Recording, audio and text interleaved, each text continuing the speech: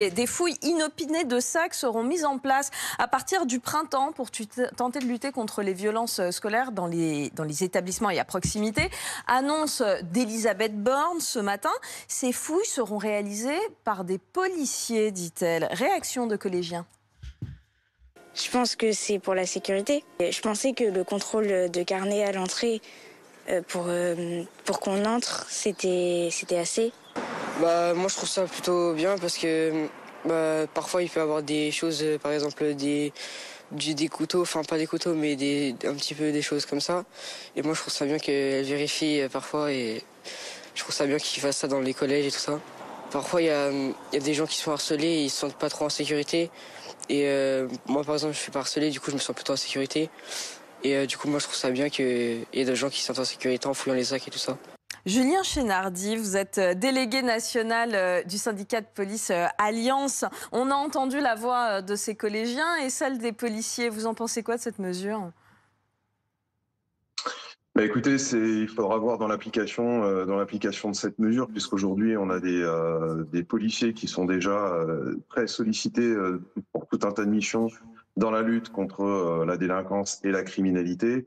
Et bien évidemment, ça fait partie des prérogatives, tout ce qui est la sécurisation des abords des lycées et des collèges. Maintenant, nous, ce qu'on attend chez Alliance Police Nationale, c'est quelles mesures vont être prises pour faciliter le travail des policiers.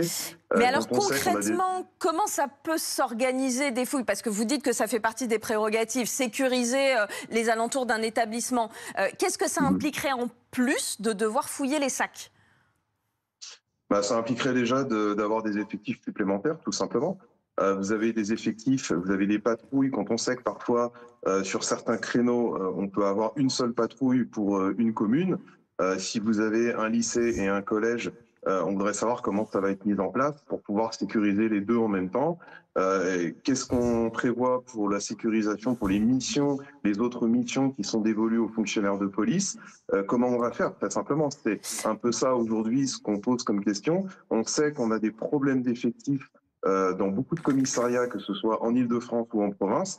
Donc demain, si en plus on doit rajouter la sécurisation et la fouille des sacs devant l'entrée des établissements, Oui. Vous pensez bien que ça va générer des missions supplémentaires. Et donc, c'est un peu cette question qu'on a là. Et aussi, le fait que ça va prendre du temps. Ça va générer, j'imagine, une file d'attente devant ces établissements. Donc, si vous avez que 2 fonctionnaires pour pouvoir fouiller, vous pensez bien que ça va être très compliqué. Justement, un professeur disait tout à l'heure que ça pourrait créer des attroupements. C'est quelque chose que vous craignez aussi ? Oui, c'est quelque chose que l'on craint, puisqu'on est dans un cadre Vigipirate, on est toujours sur le plan Vigipirate, et dès qu'on a des attroupements avec un nombre de collégiens ou de lycéens devant un établissement, c'est toujours un risque. On a déjà eu le cas on sait qu'on a le risque des voitures béliers dans le cadre des attentats. Demain, si on a un attroupement d'une centaine de collégiens ou lycéens devant un établissement, quels vont être les résultats si jamais on a une attaque, on a un attentat, on a un fou qui arrive. Attendez, ça prend combien de temps de fouiller un sac? C'est pas très long. Non, c'est pas très long, mais quand vous avez un établissement où vous avez 800 élèves, je peux vous dire que ça peut prendre beaucoup de temps. Merci Julien Chénardi d'avoir répondu à nos questions. C'est réaliste cette mesure, Anne? Mais en fait, on pourrait se dire spontanément, on le fait déjà à l'entrée des salles de concert, on le fait déjà à l'entrée des théâtres, on le fait déjà à l'entrée des aéroports. Pourquoi pas le faire dans le sanctuaire de l'étude des jeunes Français où ils risquent parfois des coups de couteau parce que la violence chez les mineurs est notamment endémique.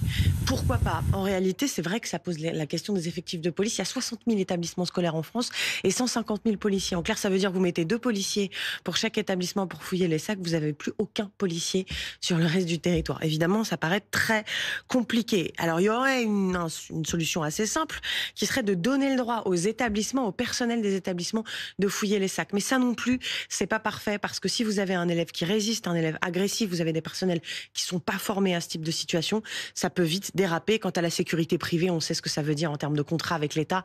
C'est extrêmement compliqué. C'est une forme de renoncement, en tout cas de constat d'échec vis-à-vis de cette violence des mineurs? Parce que est-ce que les causes sont éducatives? Est-ce qu'elles sont attribuables à l'État? Ce qui est sûr en tout cas, c'est que le gouvernement acte de cette façon que pour l'instant, il n'y a pas d'autre solution. En clair, c'est pas la meilleure solution, mais aujourd'hui, c'est la seule pour endiguer ces faits divers dramatiques qui touchent les mineurs.